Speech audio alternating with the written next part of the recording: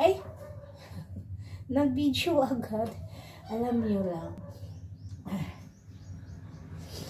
Kaya ko po talagang tumira sa ganito lang. Oh. Basta may ako, permanent income po talaga ako. Alam mo, kung aayusin ko lang to, kaya ko eh. Kaya lang, kailangan ko talagang matakpan ko dyan. Yun, sira na rep na po yan. Para, anuhin. Ganda no? Ito yung kwarto ko.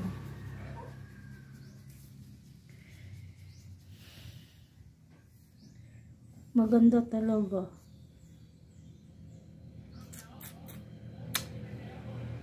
Gawan ko yung paraan lang. Yan.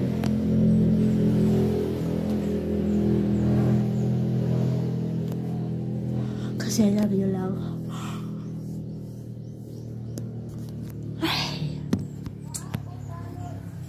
Kaya lang.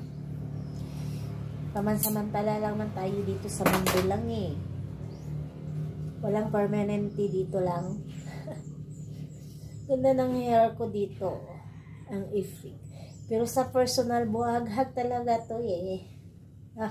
Diba ang ganda-ganda ka? Ganda ka na.